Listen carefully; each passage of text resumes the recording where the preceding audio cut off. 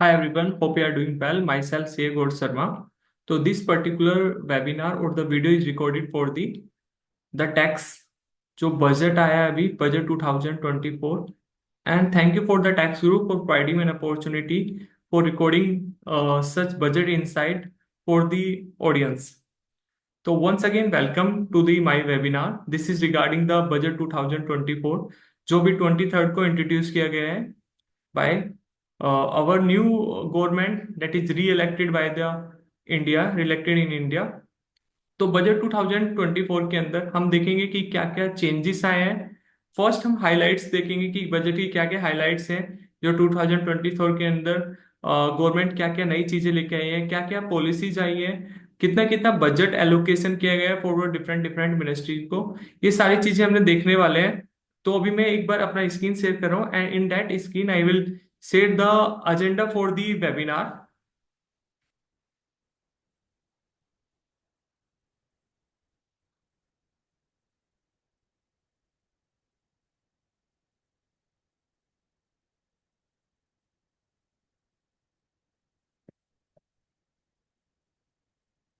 So in April 2024, तो there is a certain like कि we have a inflation factor कि इतना Indian inflation आया।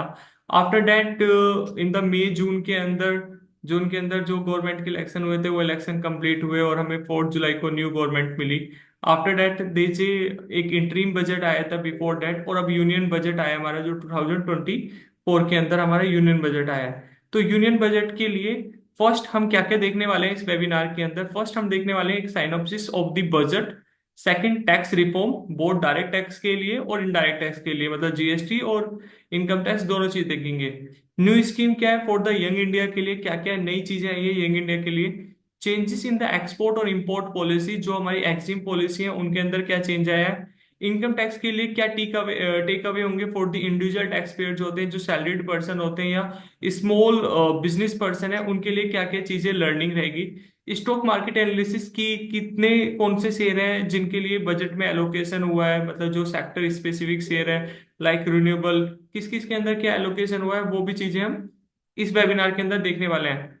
क्या क्या न्यू स्कीम और पॉलिसीज आई है, गवर्नमेंट ने क्या क्या स्कीम पॉलिसीज इंट्रोड्यूस की हैं फॉर द एमएसएमई सेक्टर और द डिफरेंट सेक्टर के लिए। और गवर्नमेंट का special focus on the global promise on the climate change. If you remember अभी क्या हुआ था, थोड़े दिन पहले इंडिया ने क्या किया था, G20 को यहाँ पे, G20 का जो यहाँ पे सबमिट हुआ था, तो उसके अंदर सर्टेन प्रोमिस मेड किए गए बाय द इंडिया के द्वारा टू द ग्लोबल वर्ल्ड को, कि हम ये सारी चीजें कंप्लीट करेंगे क्लाइमेट चेंज के रिगार्डिंग। तो उसके लिए बजट में क्या क्या चीजें इंसर्ट की गई हैं। फिर डिटेल एनालिसिस करेंगे of the impact of the budget on Indian citizen, जो इंडियन सिटीजन है यानी इंडियन नेशनल है, उन लोगों पे क्या इम्पैक्ट आएगा, इंडस्ट्री पे क्या आएगा, एमएसएमई सेक्टर वालों पे क्या आएगा, और कॉरपोरेशन से क्या आएगा। We also discuss the regulatory requirement की क्या रिपोर्टिंग रिक्वायरमेंट है जो चेंजेस हो गई है और हमें क्या क्या चीजें फोकस करनी है। तो first we will discuss the synopsis of the budget.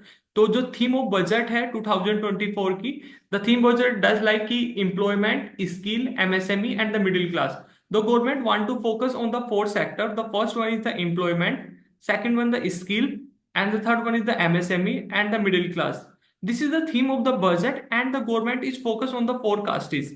In this budget government want to aim the attain the one objective, that they want to focus on the four major castes. The first one is the farmer, that is our andata, and the second one is the poor, and the third one is the youth population like us, and the fourth one is the woman, Nari Shakti. That is, these are the four major castes that government want to focus in this budget, like farmer, poor, youth, and the women. तो there is a lots of focus for the youth, जो creation in the market की, जो हमारे new youth अभी निकलने वाले हैं, जो फर्स्ट टाइम जॉब में आने वाले हैं, उनके लिए इनफ अपॉर्चुनिटी रहे फॉर द बिजनेसेस। तो government want to focus on these फोरकास्टिस। पुअर जो पॉपुलेशन है, मतलब बिलो पॉवर्टी लाइन है, तो कैसे उनको अपलिफ्टमेंट किया जाए ताकि वो अपनी जितनी जरूरतें हैं उनको पूरा कर सके। फार्मर के लिए जो Indian economy that is link with the global summit, again G20 summit से लिंक है, कि कैसे डिजिटलाइजेशन को हम इंट्रोड्यूस कर सकते हैं फार्मिंग को, और कैसे अपनी प्रोडक्टिविटी को इंक्रीज कर सकते हैं और विदाउट विदाउट क्या, हार्मनेस पहुंचाए हुए अपनी जो अर्थ है उसको विदाउट हार्म कैसे किए हुए हम फार्मिंग को अपनी इंक्रीज कर सकते हैं, प्रोडक्टिविटी को कितना इंक्रीज कर सकते हैं। वुमेन के अंदर women empowerment, safety, these are the area of the government which the government will work in the 2024 और 25 के अंदर। तो this total presentation is taken from the memorandum side of the budget. तो this is the base budget file. तो this is the budget file. तो you can refer that file for the budget के लिए। अभी हम इसको refer करेंगे। तो first one is the like कि जो हमने अभी देखा कि गवर्नमेंट किस पे फोकस करना चाहती है, क्या क्या फोर मेजर कास्ट है जिन पे गवर्नमेंट क्या फोकस करना चाहती है। First one is the farmer, that is the अन्नदाता, फिर गरीब एंड द युवा and the women.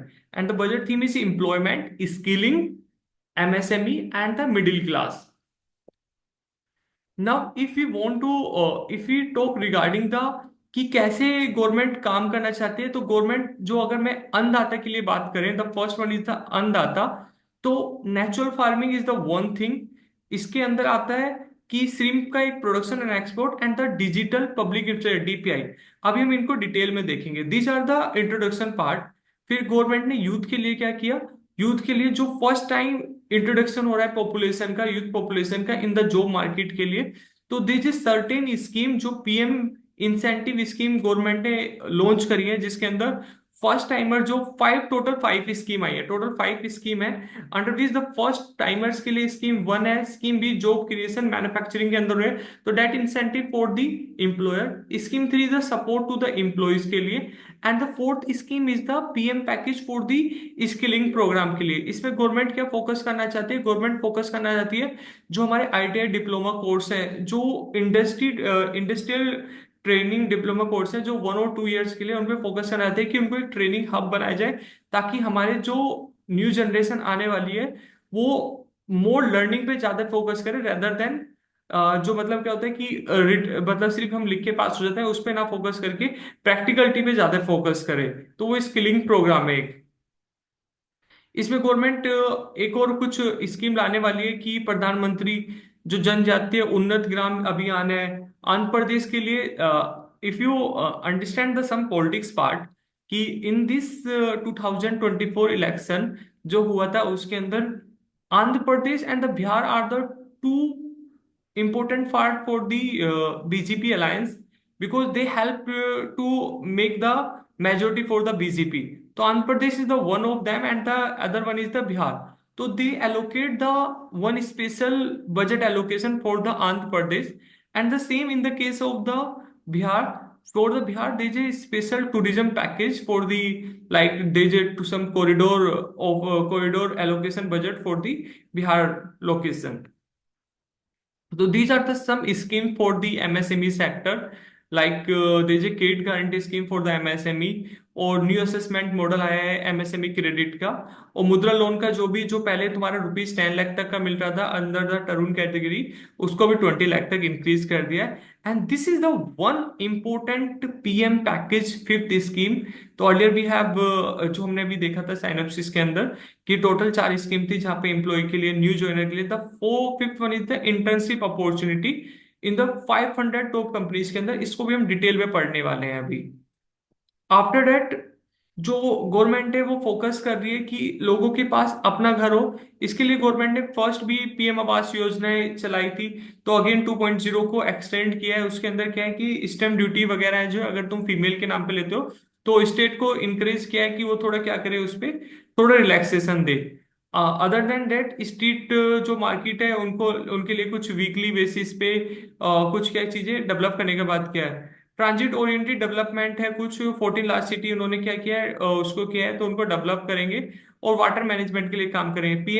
PM Awas Yojana के अंदर गवर्नमेंट क्या करेगी कि एड्रेस करेगी जो फैमिली, जिन फैमिली लोगों के पास घर नहीं है उनके लिए हेल्प करेगी प्रोवाइड करने में, by providing the some investment from the government side. और ट्रांसपेरेंट और रेंटल हाउस, मतलब कुछ ट्रांसपेरेंसी के लिए भी गवर्नमेंट करने वाली है इस दिशा में। तो वन वन अब यहाँ पे एक आवास योजना के कारण तुम्हारा एक सेक्टर हिट किया, real estate sector. The second sector is the, ये this you can link with the stock market. Second one is the PM Surya Ghar Muft बीजा बीमा योजना। that is मुफ्त बिजली योजना, that is linked with the renewable sector. The government offering the some subsidy amount or some offering some investment to the those person जो क्या करने वाले हैं, अपने होम के ऊपर सम सोलर पैनल लगाने वाले हैं। तो गवर्नमेंट 60-70% क्या दे रही है, सब्सिडी दे रही है, कि गवर्नमेंट वो पैसा दे रही है, और 300 तक उनका इलेक्ट्रिक 300 यूनिट तक उनका इलेक्ट्रिसिटी बिल क्या होगा, एग्जेम्प्ट होगा।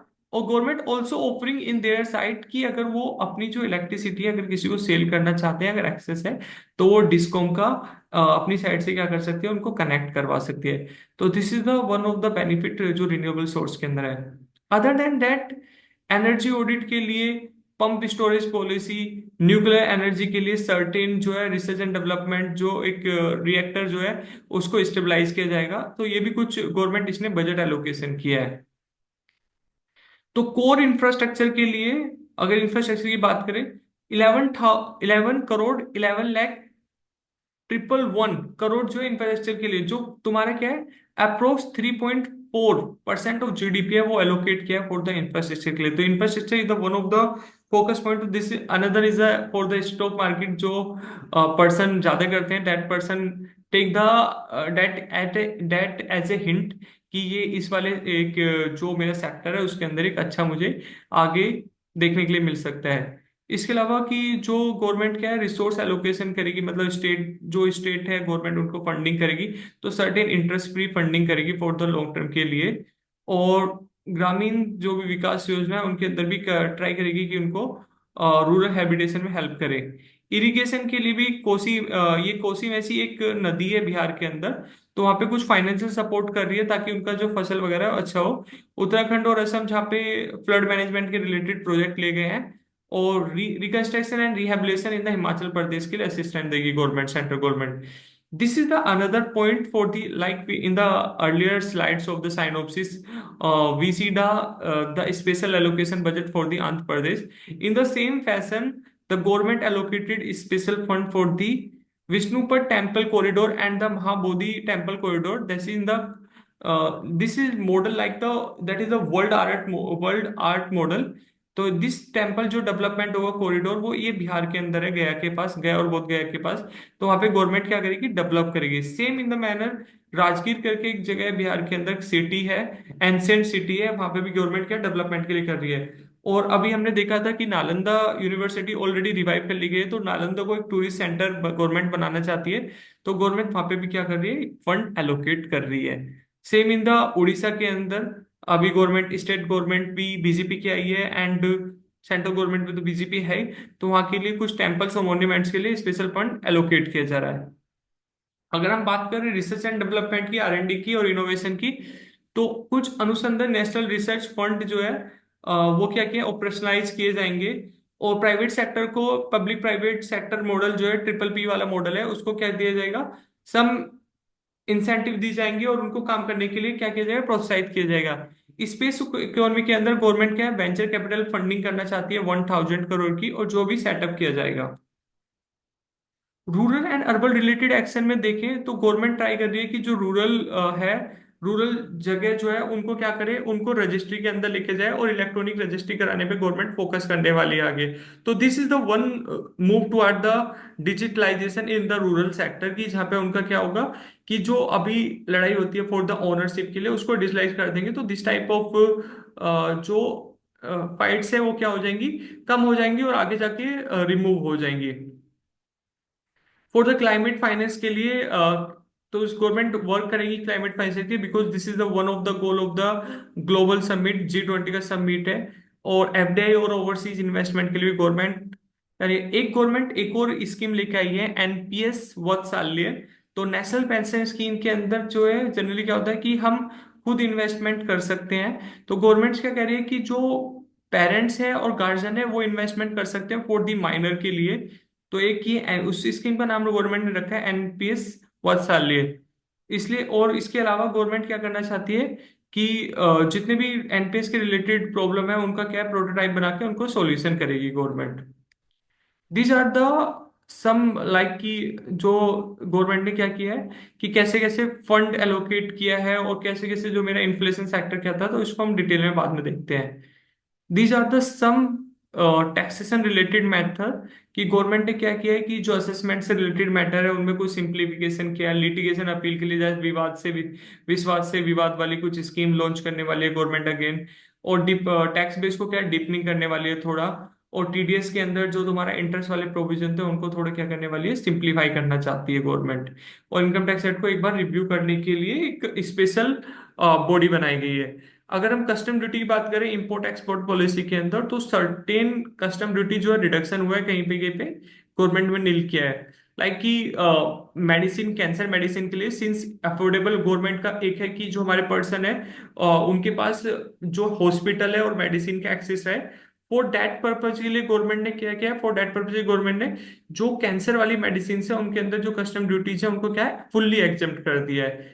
और one important news for the जो इंपोर्टेड फोन वगैरह यूज करना चाहते हैं, कि जो बेसिक कस्टम ड्यूटी है पहले वो 20% थी मोबाइल और चार्जर वगैरह पे उनके, अब उनको 15% कर दिया, 5% से रिड्यूस कर दिया। तो अभी जो मोबाइल तुम्हारा पहले आता था उसमें 5% की कॉस्ट का तुम्हें बेनिफिट मिल सकता है। गोल्ड और सिल्वर के अंदर जो है उस पे भी 6, जो तुम्हारा वो है वो भी 6% तक कर दी गई है। और प्लेटिनम में 6 पॉइंट पर, तो वहां पे क्या है तुम्हारा वो भी रिड्यूस किया गया है। और जो श्रिम्प एंड फिश, श्रिम्प जो और फिश फूड है, the government is focus on the aquatic and the sea food के अंदर फोकस कर रही है। दे हैव लाइक कि government want to develop this sector also. जो एक्वेटिक और सी फूड वाला सेक्टर है उसको गवर्नमेंट डेवलप करना चाहती है, तो इसमें डिजिटलाइजेशन मॉडल भी गवर्नमेंट फोकस कर रही है कि कैसे हम इसको एक अच्छा बढ़ा सकते हैं और एक्सपोर्ट करें ताकि हमारे यहाँ पे फॉरेन एक्सचेंज आए। तो इसके लिए गवर्नमेंट ने क्या किया है कि कुछ बेसिक कस्टम ड्यूटी जो है उनको रिड्यूस कर दिया है, इनहेंस करने के लिए क्या, competitiveness in the marine export के अंदर। This is mainly relating to the sea food. और कुछ सोलर सेल के अंदर जाए कि गवर्नमेंट जो है सोलर सेल वाले, सोलर रिन्यूएबल वाले को एक इम्पोर्टेंस दे रही है सेक्टर को। तो वहां पे भी क्या किया, एग्जेम्प्ट किए हैं कुछ कैपिटल गुड। और कस्टम ड्यूटी 25 जो क्रिटिकल मिनरल्स है उनका एक लिस्ट है, आई विल शेयर विद यू। उसमें क्या फुल्ली एग्जेम्प्ट कर दिया गवर्नमेंट ने। तो this is a very important, I think कि जो मोस्टली पर्सन है वो ये सुनने वाले थे कि न्यू टैक्स रेजिम के अंदर yes there is some relaxation in the new tax regime, some benefit provided to the new tax regime taxpayer।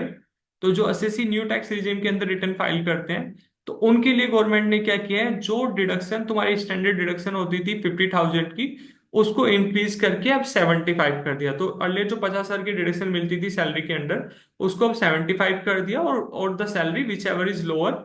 And the second one is important that they slightly changes in the slab, कि earlier जो है 3 to 6 था उसको 3 to 7 कर दिया और वहां पे 5% आ गया। तो इस तरह से गवर्नमेंट ने क्या कर दिया कि 0 से 3 लाख तक, अगर तुम्हारा 3 लाख तक इनकम है तो तुम पे कोई टैक्स नहीं लगेगा। 3 to 7 लाख तक है तो जो 3 से 7 वाला पार्ट है वहां पे तुम्हें 5% लगेगा। 7 से 10 वाले पे तुम्हें 10% लगेगा। और 10 से 12 वाले पे 15%, 12 से 15 वाले पे तुम्हारा 20%, और मोर देन 15, अबव 15 वाले पे 30% से टैक्स लगेगा। ये गवर्नमेंट ने थोड़ा सा चेंज किया है, जिससे जो न्यू टैक्स रिजिम में बंदे रिटर्न भर रहे हैं तो उनको सेविंग हो सकता है अप टू 1700 500, मतलब उनको 18,000 को 17,500 तक का क्या है बेनिफिट मिल जाएगा। Due to the two things, first in the increase the tax widen, tax base को थोड़ा चेंज किया है। और जो तुम्हारा डिडक्शन है वो 50,000 से 75 कर दिया। But we are expected some around rupees 1 lakh, and they only enhance this limit in the new tax regime. This is very important point. Family pension के केस में तुम्हारा जो डिडक्शन अर्लियर 15,000 का था उसको क्या कर दिया, 25,000 तक इंक्रीज कर दिया। तो जो हम पहले 15,000 रुपये लेते थे अब उसको 25,000 ले सकते हैं फैमिली पेंशन के केस में। Another important changes in the capital gain section, capital gain जो चार्जेबिलिटी होती है हमारी हेड की, तो वहां पे क्या किया गया है कि अर्लियर कैपिटल गेन के अंदर क्या होता था कि 1 लाख रुपीज तक मेरा कैपिटल गेन क्या रहता था, एग्जेम्प्ट रहता था। अभी उस 1 लाख को इंक्रीज करके 1.25 लाख कर दिया। तो वहां पे 25%, 25,000 और क्या है इंक्रीज कर दिया limit.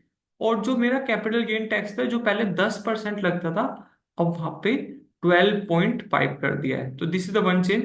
Second, in the short term capital gain जो तुम्हारा 1,111 ए के अंदर टैक्सेबल होता था एट द रेट 15% से, वहां पे उसको क्या कर दिया, 20% टैक्सेबल कर दिया है। अनदर इंपॉर्टेंट चीज जो कैपिटल गेन के अंदर हम करेंगे कि ये बोथ ऑल फाइनेंशियल और नॉन फाइनेंशियल एसेट दोनों के लिए 12.5 जो है 12% बेस कर दिया है। इसमें टैक्स रिड्यूस किया है, बट 12%, 12.5 कर दिया है फॉर दी बोथ के लिए। मतलब वो क्या करना चाहते हैं, सिंप्लीफाई करना चाहते हैं फॉर दी कैपिटल गेन के लिए। एबोलिश कर दिया एंजल टैक्स। तो एंजल टैक्स के लिए हम अलग से बात करेंगे कि क्या है एंजल टैक्स, क्या होता है और क्या है गवर्नमेंट ने किया है। स्टैंड डिडक्शन के लिए भी हमने बात कर ली और फैमिली डिडक्शन के लिए। तो दिस इज द वन की इंडिया के इंडियन जो गवर्नमेंट है उसके अगर हम 1 रुपया देखें कि वो कितना कितना परसेंट 1 रुपये में, अगर मतलब 1 रुपया लेके देखें तो कॉर्पोरेशन टैक्स से मुझे 17% आता है, मतलब 17 पैसा आता है। यूनिट एक्साइज ड्यूटी से मुझे 5 पैसा आता है। 18 पैसा मेरा जीएसटी से आता है। 19 मेरा इनकम टैक्स से आता है, जो इंडिविजुअल इनकम टैक्स है। 27% मेरा बोरोइंग से आता है। तो these are the government explanation for the rupees 1, and the कहाँ कहाँ गवर्नमेंट का जाता है ये वो है, ये आप देख सकते हैं। These are the budget allocation की किस किस तरह से गवर्नमेंट ने बजट एलोकेट किया for the defence, rural development, agriculture activities, home affairs, education, IT and telecom, health, energy and the social welfare, commerce and industry. These are the some budget estimate कि जो government के budget estimate रहे हैं इस साल के लिए, कि वो बजट एस्टीमेट क्या रहे हैं गवर्नमेंट के। तो अगर हम देखें जो मेरा product link incentive pharmaceutical sector के अंदर है, वहां पे जहाँ 1200 था वो मैंने कितना कर दिया, 2143 कर दिया है। पहले जो मैं 1200 का कर रहा था वो मेरा कितना हो गया, 213 हो गया है, मतलब इंक्रीज किया गवर्नमेंट ने। ऐसे ही तुम्हारा जो मनरेगा के अंदर था वो 60,000 से 86 कर दिया है। R&D प्रोजेक्ट के लिए 840 से 1200 कर दिया है। Semiconductor and the display manufacturing, if you see my screen, तो this is the one semiconductor and display manufacturing. Earlier इसका बजट जो बिजनेस एस्टीमेट था 23-24 के अंदर वो मेरा ओनली 3000 करोड़ का था। अभी गवर्नमेंट ने वो इंक्रीज करके 6903, अराउंड 7000 करोड़, यानी कि दुगने से भी ज्यादा किया है। तो this is the one sector जो स्टॉक मार्केट एनालिस्ट है वो फोकस करते हैं। Same in the manner solar power के अंदर जहां पे मेरा 5000 का बिजनेस एस्टीमेट था उसको 10,000 कर दिया है। अगेन मोर देन जो 200, मोर देन क्या है, मोर देन 2 इंटू यहाँ पे मुझे क्या है इम्पैक्ट मिला है इसके अंदर, सेक्टर के अंदर। Same in the direct benefit LPG के अंदर एक 180 से 1500 कर दिया। और lines of credit under the idea scheme जो मेरा डेवलपमेंट है विद द एशियन कंट्री के साथ, वहां पे मेरा क्या किया है 1300 से 3489 कर दिया। That is the relevancy for the sector, specific relevancy है। These are the revenue and expenditure of the government. Now we will discuss some income tax related matter. Like the first one is the कि there is a provision in the income tax, or there is a like कि in the constitution there is a section, there is a articles of the constitution provide the power to the government to collect tax. So in the era when the Chanakya said that the collect taxes from the citizen as a honeybee collect nectar from the flowers gently and without inflicting pain. So I think this is missed in the in this tax regime, because there's a lots of burden on the middle class family members for the taxation. Even we earning the 10 lakh or 15 lakh, we have to pay the certain taxes to the government, which is a burden for the middle class people. Forget that we move to the important things ki government have changes in the new tax regime. So they said they want to simplifying the new tax regime. For the simplification this change slightly. The first one is the modification in the limit of standard deduction rupees 50,000 to the 75,000.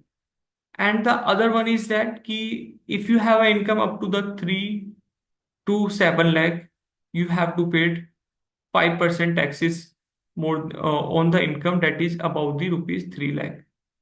If you have an income is more than 7 lakh but up to the 10 lakh, you have to pay on rupees more than 7 lakh at the rate 10% and 3 to 7 5%. तो there is a benefit of this that कि for the increasing करने के लिए वहां पे तुम्हें एक benefit मिला, और जो तुम्हें 25,000 का एक इंक्रीज किया है तो वहां पे तुम्हें 7,500 रुपए का, तो एक तुम्हें 10,000 रुपए का बेनिफिट मिला है ड्यू टू द स्लैब के अंदर जो इंटरनल थोड़ा उन्होंने मॉडिफिकेशन किया है, और जो तुम्हें 7,500 का मिला है वो स्टैंडर्ड डिडक्शन के इंक्रीज करने से मिला है। जो एक फैमिली पेंशन होती है, if you talk regarding the family pension, तो फैमिली पेंशन कब मिलती है? लाइक कि किसी के पेरेंट्स या फादर जो है वो पहले गवर्नमेंट जॉब के अंदर थे, तो उनको क्या मिल रही थी, उनको उनकी पेंशन मिल रही थी। That is a separate thing. But क्या होता है कि अगर अगर फादर की डेथ हो जाती है और the whole family dependent on the father, तो government will provide some pension to the family. That is called the family pension, उसको फैमिली पेंशन बोलते हैं। तो उसके अंदर कुछ डिडक्शन मिलता है। तो डिडक्शन पहले 15,000 तक था, अब उसको क्या कर दिया है, 25,000 तक कर दिया है। If we move to the rationalisation of the capital gain, तो under the income tax there is five heads for the taxability of any income. The first one is the salary, the second one is the house property, the third one is the PGP, the profit and gain from business and profession, fourth one is the capital gain, and the fifth one is the other sources. तो any income arise from the any source जो है वो taxability होगी under the in these five heads. तो इन the same manner जो capital gain होता है, जब हम किसी कैपिटल एसिड को, सेक्शन जो डिफाइन करते हैं कि what is the capital acid, तो सेक्शन 247 जो है कैपिटल एसिड को वो करता है, डिफाइन करता है। तो बोलता है अगर तुम कोई कैपिटल एसिड को सेल कर रहे हो और उसमें तुम्हें कोई गेन होता है, तो उसकी टैक्सीबिलिटी कहाँ पे होगी? वो capital gain, capital gain head के अंदर होगी।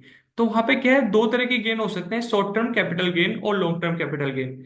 That is decide on the basis of the holding period. तुमने की वो एसेट कितने दिन होल्ड किया हुआ है, उसके बेसिस पे गवर्नमेंट क्या करती है, होल्डिंग पीरियड को डिसाइड करती है कि वो लॉन्ग टर्म होगा या शॉर्ट टर्म होगा।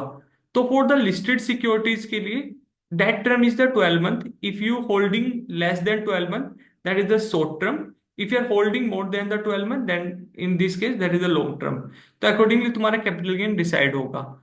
तो अब गवर्नमेंट बोल रही है कि अगर तुम कोई भी सिक्योरिटीज है, अगर वो तुमने होल्ड किया था लेस देन 12 मंथ के अंदर, यानी कि उसको मैं सेल करूंगा, या तो मुझे शॉर्ट टर्म गेन हो सकता है या लॉस हो सकता है। अगर मुझे लॉस होता है तो उस पर तो टैक्सेशन का बात होता ही नहीं है। अगर मुझे गेन हो रहा है तो वहां पे टैक्सेशन की बात हो रही है। तो गवर्नमेंट बोल रही है कि अगर तुम्हें शॉर्ट टर्म कैपिटल गेन होता है तो तुमसे मैं 20% टैक्स लूंगी, 20% रेट्स लूंगी। अर्लियर इट वाज 15%, यहाँ पे 5% इंक्रीज किया।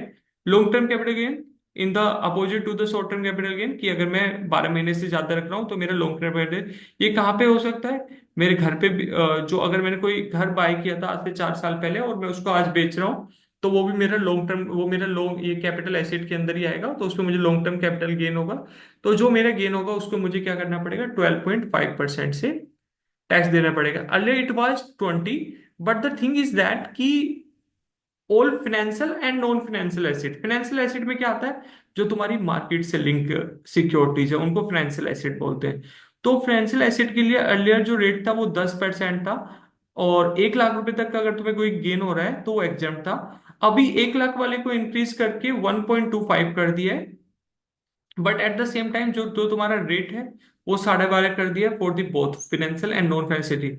If you are sold a house और if you are selling the some shares, तो उन पे सेम टैक्सेशन होगा 12.5% विदाउट इंडेक्सेशन। तो दिस इज द इम्पोर्टेंट कि इंडेक्सेशन क्या होता है, कि अगर मैंने आज से 10 साल पहले कोई घर खरीदा था, तो उसमें क्या होता है कि देयर इज सर्टेन एप्रिसिएशन होता है according to the time value of money के लिए। तो गवर्नमेंट वहां पे क्या बोलती है कि एक बेस ईयर मान लेती है कि उस बेस ईयर में इतना होगा, और आज इंडेक्सेशन जो इन्फ्लेशन बीट है वो इतना है। तो गवर्नमेंट बोलती है कि ठीक है, वो तुम्हारे अगर तुम्हारा 100 रुपए का घर था तो मैं इतने का इन्फ्लेशन मान रही हूँ, 7% का या 8% का, उसका बेनिफिट तुम्हें मिलेगा। तो तुम्हारी कॉस्ट ऑफ एक्विजिशन होगी वो आफ्टर इंडेक्सेशन कैलकुलेट होती थी पहले, जब 20% टैक्स लगता था। बट अभी गवर्नमेंट ने क्या किया कि 12.5% रेट कर रही हूँ, तो मैं जो इंडेक्सेशन का बेनिफिट है वो रिमूव कर रही हूँ। This is the another important thing. अब now we will talk regarding the angel tax.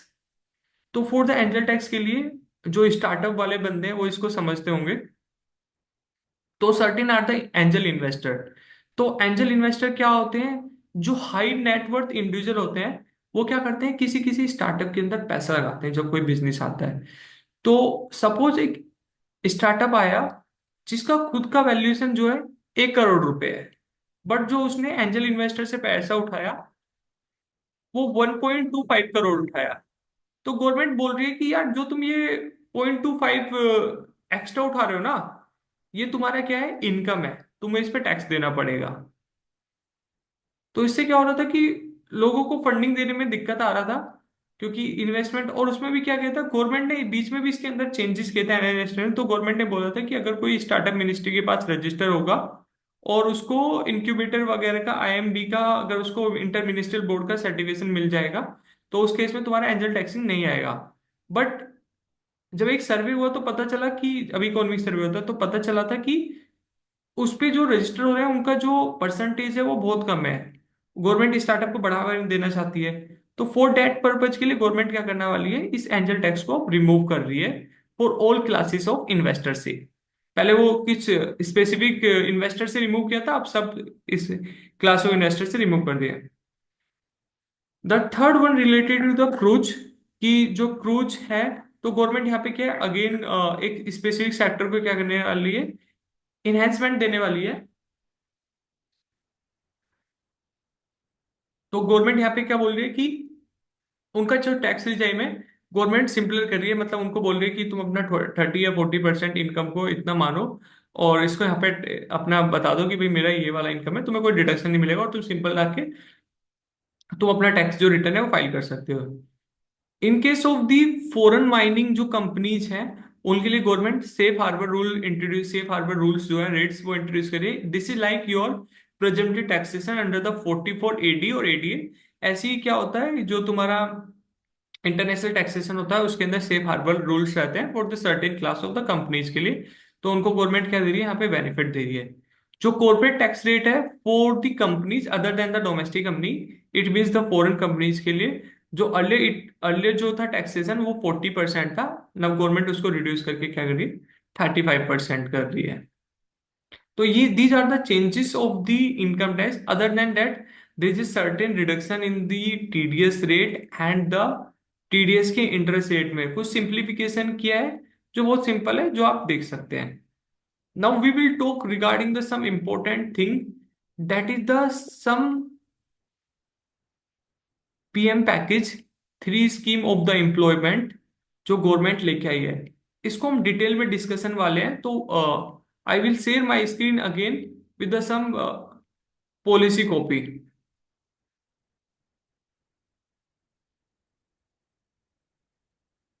Just give me 1 minute.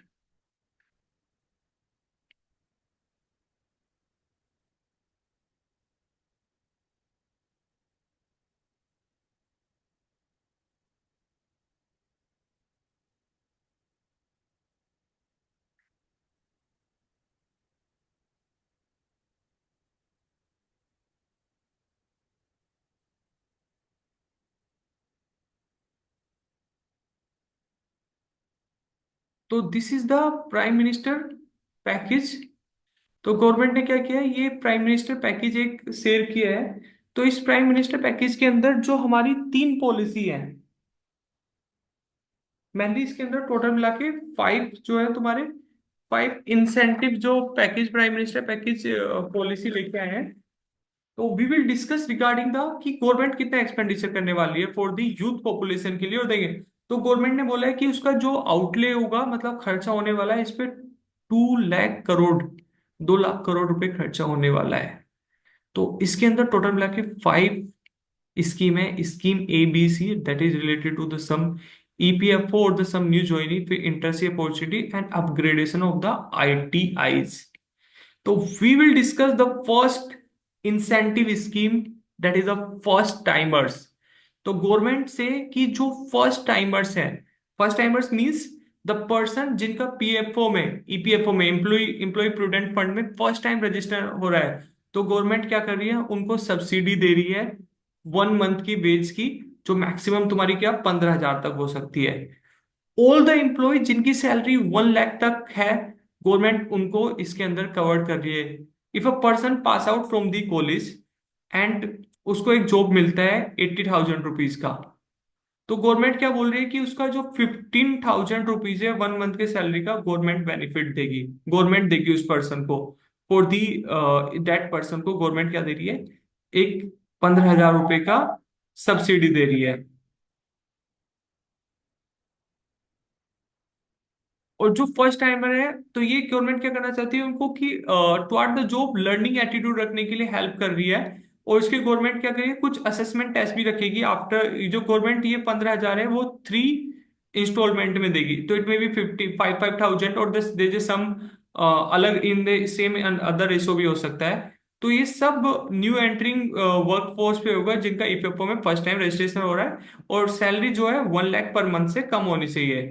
तो 3 इंस्टॉलमेंट में हमने देखा कि 3 इंस्टॉलमेंट देगी। और जो फर्स्ट इंस्टॉलमेंट की गवर्नमेंट कम लिटरेसी कोर्स वगैरह का कुछ टेस्ट वगैरह होगा, आफ्टर दैट तुम्हारा सेकंड इंस्टॉलमेंट रिलीज किया जाएगा।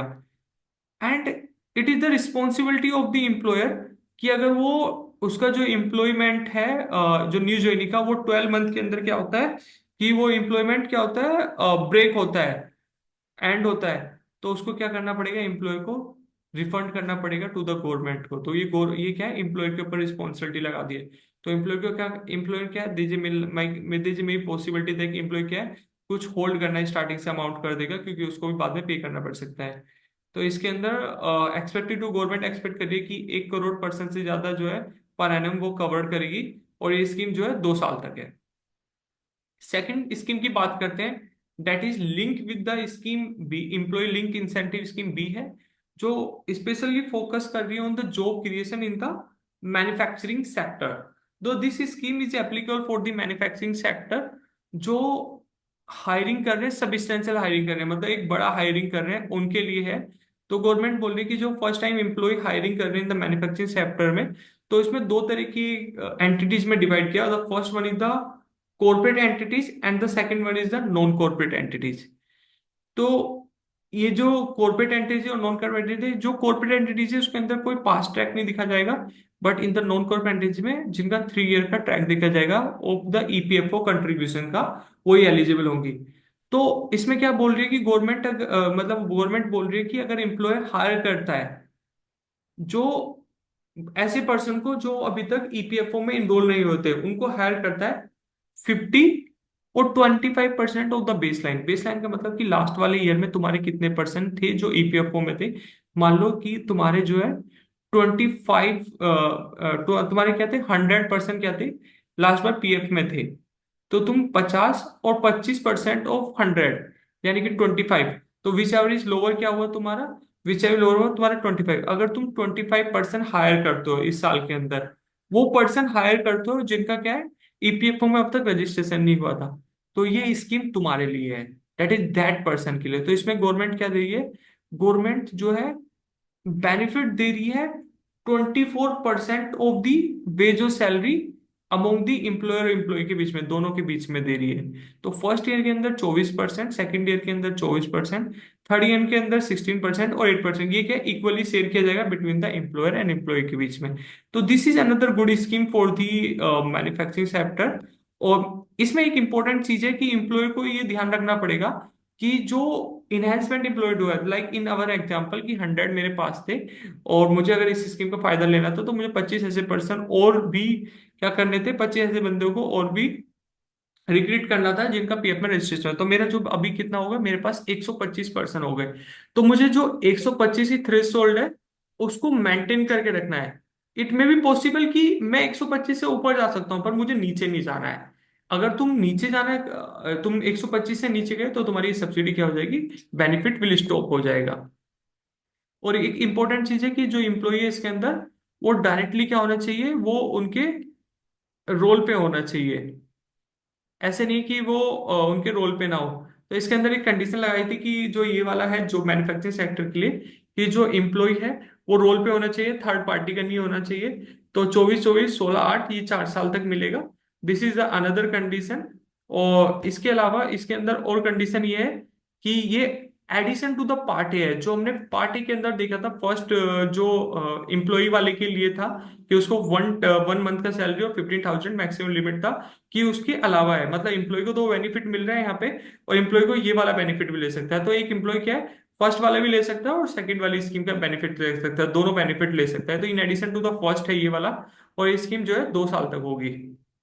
जब हम बात करते हैं एम्प्लॉयमेंट लिंक इंसेंटिव स्कीम जो सपोर्ट टू एम्प्लॉयर्स, तो दीजिए another scheme for the employers के लिए एक और स्कीम आई है, and that benefit to the both, कि जो ईपीएफओ में रजिस्टर्ड भी हो गए हैं, मतलब ये एम्प्लॉयर के लिए कि जो अगर एम्प्लॉयर जो है ऐसे बंदों को भी हायर कर रहा है जो ईपीएफओ में रजिस्टर्ड हो चुके हैं, मतलब that motivate to the more employment generation programme के लिए।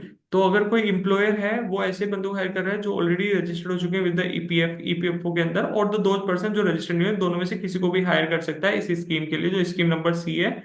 तो इसमें क्या कर रहा है, इसमें एम्प्लॉय की अगर बंदे को हायर करता है, जो तुम्हारी प्रीवियस बेस लाइन अगर तुम्हारी 50 के 50 से ज्यादा कम है कंपनी के अंदर, तो एटलीस्ट दो बंदे हायर करने पड़ेंगे, और 50 से ऊपर है एटलीस्ट 5 बंदे हायर करेंगे एलिजिबल होने के लिए फॉर इस स्कीम के लिए। तो ये एम्प्लॉय का जो सैलरी है वो 1 लाख से ज्यादा नहीं जाना चाहिए जिनको तुम हायर कर रहे हो। तो इसके अंदर क्या होगा, तो जो है इसके अंदर तुम्हें क्या होगा, गवर्नमेंट बेनिफिट दे रही है कितने का कंट्रीब्यूशन, फॉर 2 ईयर्स के लिए गवर्नमेंट रिम्बर्स करेगी एम्प्लॉय को contribution 3000 per month for the addition, जो employ for the additional employees hired for the, जो जितने एम्प्लॉय तुम एडिशनल हायर कर रहे हो। Like in our case we have a 100 employees, तो in case of the 100 employees we hire the 5 new employees. तो जो 5 एम्प्लॉयज का मान लो पीएफ है वो 3 3 3 हजार है, तो गवर्नमेंट क्या करेगी, उनका 15,000 रुपये आपको रिटर्न देगी, मतलब एम्प्लॉय को रिटर्न देगी। तो ये एम्प्लॉयर के लिए मतलब बिजनेस पर्सन के लिए है। और अगर वो मोर देन 1000 जॉब क्रिएट करता है, तो ये क्या है, वैसे तो वो वाला ईयरली था, ये क्या है तुम्हारा रिम्बर्समेंट जो होगा क्वार्टरली हो जाएगा फॉर द प्रीवियस क्वार्टर के। मतलब तुम्हारा एक क्वार्टर खत्म हुआ तो अगले क्वार्टर में तुम्हारा क्या हो जाएगा, रिम्बर्स हो जाएगा। और ये subsidy will be continue third और fourth year on the same scale as employ benefit part B के अंदर है। तो ये सेम चलेगी। और इसमें क्या है कि ये उनपे एप्लीकेबल नहीं होगी जो इम्प्लॉयज कवर्ड हो गए पार्ट बी के अंदर। और पार्ट ए के एडिशन में मतलब इम्प्लॉय तो फर्स्ट वाले में तो इम्प्लॉय के लिए बेनिफिट था, तो कोई इम्प्लॉय अगर फर्स्ट वाले का बेनिफिट ले रहा है तो वो यहाँ पे इम्प्लॉय का बेनिफिट लेगा, इम्प्लॉय को कुछ इम्पैक्ट नहीं आएगा। ये भी 2 साल तक चलेगी scheme. The fourth one scheme relating to the some government outlay on the enhancement or the upgradation of the industrial training institute like ITI, 1,000 industrial training institute, then 1,000 industrial training institute to upgrade करेगा एक hub के अंदर, जो जहाँ पे spoke arrangement किया जाएगा 5 years के अंदर।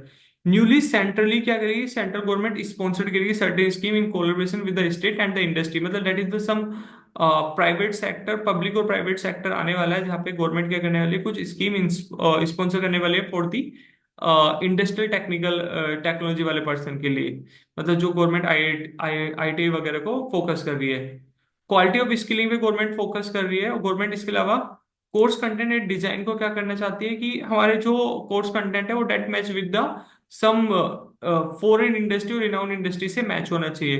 तो गवर्नमेंट एक्सपेक्ट कर रही है कि इसके अंदर मेरा 60,000 का करोड़ का ओवर द 5 ईयर्स खर्चा होगा, जिसमें से गवर्नमेंट ऑफ इंडिया जो सेंट्रल गवर्नमेंट है वो 50% इसके यानी कि 30,000 रुपए, और स्टेट गवर्नमेंट को क्या दिया है, मेरा 20,000 रुपए, एंड द इंडस्ट्री तो 10,000 करोड़ करेगी। इसमें भी इंडस्ट्री को एक बेनिफिट दिया है कि अगर तुम इस वाले जो स्कीम है इसमें बेनिफिट लेना चाहते हो, तो जो तुम पैसा खर्च करोगे वो तुम्हारी सीएसआर फंडिंग के अंदर आ जाएगा।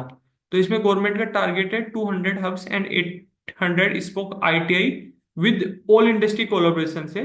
कुछ को रीडिजाइन करेंगे और रिव्यू करेंगे एग्जिस्टिंग कोर्स को, न्यू कोर्स लेके आएंगे, और 1 और 2 कोर्सेज के ऑल 1000 आईआईटी के अंदर शॉर्ट टर्म स्पेशल कोर्सेज लाएंगे, ताकि हमारे जो यूथ हैं वो डेवलप हो फॉर दी वर्किंग के लिए। तो इससे गवर्नमेंट एक्सपेक्ट कर रही है कि 20 लाख स्टूडेंट बेनिफिट लेंगे। That is the scheme number 5 under the जो पीएम की जो थी इंसेंटिव स्कीम थी, internship in the top companies. This is the one of the like कि जो फॉर यूथ के लिए सम गोल्डन अपॉर्चुनिटी आई है, गवर्नमेंट का एक गिफ्ट माने तो 1 करोड़ यूथ के लिए ये फायदेमंद हो सकती है। इसके अंदर गवर्नमेंट क्या कर रही है कि जो टॉप 500 कंपनीज है इंडिया की, उनके अंदर इंसेंटिव वो इंटेंसिव अपॉर्चुनिटी प्रोवाइड करने का ट्राई कर रही है। उसमें गवर्नमेंट क्या कर रही है, some capital outlay some incentive government खुद दे रही है। तो गवर्नमेंट क्या बोल रही है कि 12 मंथ से प्राइम मिनिस्टर एक्सटेंसिव विद जो गवर्नमेंट है उसका मंथली अलाउंस है कितना, 5,000, 5,000 पर मंथ, जो तुम्हारा मैक्सिमम जा सकता है 60,000 तक। तो उसमें गवर्नमेंट बोल रही है कि 54,000 टुवर्ड मंथली अलाउंस और 6,000 फॉर द इंसिडेंशियल के लिए गवर्नमेंट क्या करेगी, पे करेगी। तो एम्प्लॉय जो एम्प्लॉयड नहीं है किसी भी एंड और फुल एजुकेशन भी नहीं है, उनके लिए क्या है, उनके लिए ये वाली इंटर्नशिप अपॉर्चुनिटी है। और जिनका एज है वो 21 से 24 है, वो इसकी एलिजिबल होगा। तो इसमें सब संडे कंडीशन है कि तुम फुल टाइम एजुकेशन में नहीं होनी चाहिए, और तुम कहीं एम्प्लॉयड नहीं होना चाहिए, और तुम्हारी जो एज है वो 21 से 24 के बीच में होनी चाहिए। और जो कंपनी जो इसके अंदर फंडिंग करेगी, उसके लिए क्या होगा, वो थोड़ा मंथली अलाउंस जो है तुम्हारा, वो कंपनी के सीएसआर में काउंट हो जाएगा। और जो ट्रेनिंग कॉस्ट है वो कंपनी के सीएसआर फंड के अंदर आएगी।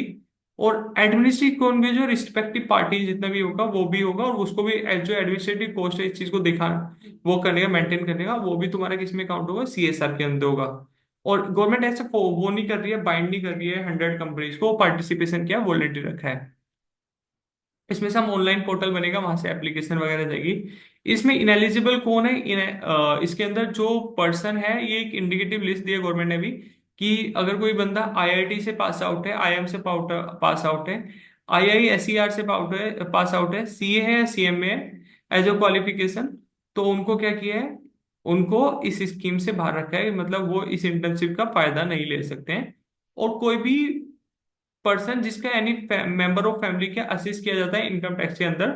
और थर्ड वन था, अगर कोई उसका उसके फैमिली में से कोई भी गवर्नमेंट एम्प्लॉय है, तो वो इस स्कीम का बेनिफिट नहीं ले सकता। तो तीन तरह के पर्सन को बाहर निकाला है, कि अगर जिसका क्वालिफिकेशन आईआईटी, आईएम, सीए और सीएमए और आईआईएसआर से qualification, these are the etcetera लगा के, अभी ये इंडिकेटिव लिस्ट है, नॉट फुल एग्जॉस्टिव लिस्ट नहीं है। और इनकम टैक्स में असेस होता है, and the last one is the government employee.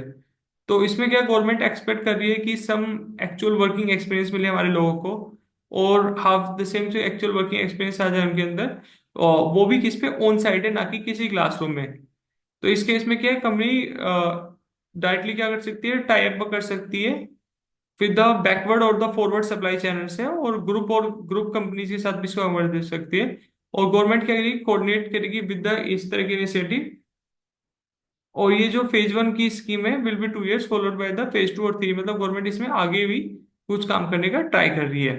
तो this is the some incentive scheme under the budget. Now we move to the some important part, that is the key for the farmers. Farmers के लिए government क्या लाई थी, priorities for the विकसित भारत के लिए, productivity and the resiliency in the agriculture. तो government ने agriculture के लिए क्या किया, नेचुरल फार्मिंग। तो नेचुरल फार्मिंग के अंदर गवर्नमेंट बोल रही है कि स्पेशल फोकस रखा है नेचुरल फार्मिंग। तो नेचुरल फार्मिंग क्या होती है, आप फार्मिंग जहाँ पे जो तुम्हारा केमिकल्स जो है वो यूज ना हो, या यूज हो रहे हैं तो बहुत कम रेशो में यूज हो रहे हैं, तो उसको बोलते हैं नेचुरल फार्मिंग। तो इससे क्या होता है कि तुम्हारी जो सोइल की फर्टिलिटी है, मतलब मेरी जो अर्थ की फर्टिलिटी है, उसको हार्मनेस नहीं जाता है, हार्मफुल मतलब उसको नुकसान नहीं जाता है। तो और जो खाना जो मतलब जिससे मुझे एग्रीकल्चर से मिलता है, फार्मिंग के बाद मिलता है, वो भी क्या होता है, वो भी अच्छा होता है फॉर दी हेल्थ के लिए। तो गवर्नमेंट नेचुरल फार्मिंग पे फोकस कर रही है, और गवर्नमेंट चाहती है कि हम नेचुरल फार्मिंग करें। और there are some state like Andhra Pradesh and Orissa, Uttar Pradesh, Bihar, these are the focus on the natural farming, and they focus भी कर रहे हैं। तो गवर्नमेंट कह रही है कि नेचुरल फार्मिंग के लिए गवर्नमेंट फोकस कर रही है इन द नेक्स्ट 2 years के अंदर। और some certification and the branding programme भी इसके अंदर आने वाला है। तो इसके अंदर कुछ बायो इनपुट रिसोर्सेज कंपनी के जो गवर्नमेंट है वो स्टेबलाइज करने वाली है। इसके बाद आता है shrimp production and export. Shrimp again ये मेरा सी फूड के अंदर आता है। तो गवर्नमेंट बोल रही है कि जो सी फूड है, गवर्नमेंट उसमें क्या चाहती है कि एक स्पेशल इंसेंटिव चाहती है, अगर कोई एक्सपोर्ट करता है तो इसमें गवर्नमेंट क्या कह रही है कि अगर उससे कोई, उसको काम को बढ़ाने के लिए अगर किसी को पैसा लेना है, तो नाबार्ड के थ्रू वो उसको फैसिलिटेट करने के लिए तैयार है। इसके बाद आता है डिजिटल पब्लिक इंफ्रास्ट्रक्चर, इस this is very important, and this link with your G20 summit. तो ये क्या है, DPI for the coverage. DPI जो शुरू में बात हुआ था इन द G20 समिट के, वो 2011 में बात हुआ था, फिर 2021 के अंदर दोबारा बात हुआ। नव 2023 के अंदर इंडिया ने इसका क्या किया, India has taken the command in their hand for the digital public infrastructure. तो गवर्नमेंट इसके अंदर क्या करना चाहती है, कि जो फार्मर्स का लैंड है उसको डिजिटलाइज करना चाहती है। मतलब उसके अंदर क्या है, कि फार्मर्स के पास prior information of the weather, और क्या सीड्स को करके हम अच्छी तरीके से फसल कर सकते हैं, कौन से सीजन में हम कौन सी फसल की, या कौन सी सोइल पे हम कौन सी फसल करें। तो इसके अंदर गवर्नमेंट क्या करना चाहती है, AI, machine learning, this type of technology use करनी चाहती है, ताकि मेरा जो सप्लाई चेन है वो स्ट्रेंथ हो, और जो मेरा फार्मर्स का जो लॉस होता है क्रॉप का, वो कम से कम हो। तो इसके अंदर गवर्नमेंट क्या कर रही है, एक्सपेक्ट कर रही है कि सम पब्लिक प्राइवेट पार्टनरशिप वाले मॉडल आए, ताकि क्या करे गवर्नमेंट इसके अंदर एक अच्छा, मुझे एज मिले लाइक गवर्नमेंट एरिया फोकस करा था सम ड्रोन कैमराज एटसेट्रा पे। तो उस सेक्टर ने बहुत अच्छा किया था। अभी गवर्नमेंट फोकस कर रही है on the semiconductor. In the same manner government focus कर रही है किस पे? Digital public infrastructure. Because our economy primarily क्या है, प्राइमरली हमारी जो इकोनॉमी है वो एग्रीकल्चर इकोनॉमी है। तो मेरे मोर देन जो 60-75% ऑफ दी जो मेरा क्लियर वाटर है, मेरा जो अच्छा वाटर है वो यूज किया था फॉर द एग्रीकल्चर के लिए। इवन माई अर्थ का जो 50% पार्ट है फॉर द इंडियन लोकेशन के लिए, पर्टिकुलरली मैं बात कर रहा हूँ, तो वो भी एग्रीकल्चर के लिए यूज किया था। तो गवर्नमेंट ये बोल रही है कि अगर हम उसमें कुछ डिजिटल पब्लिक इंफ्रास्ट्रक्चर, अगर मैं कुछ टेक्नोलॉजी या इनोवेशन यूज करूँ, तो क्या पता मेरी प्रोडक्टिविटी इंक्रीज हो जाए और जो मैं क्लाइमेट के प्रति मेरे प्रोमिस है वो भी कंप्लीट हो जाए। तो गवर्नमेंट इस पे क्या कर रही है, फोकस कर रही है on the digital public infrastructure पे। So these are the something theme and the important thing which the government is focusing, like Mudra loan is the another thing. So this is regarding the discussion. If you have any query regarding this, you can comment on the text group YouTube channel, or you can reach to me through the my email ID or Instagram account. Thank you everyone.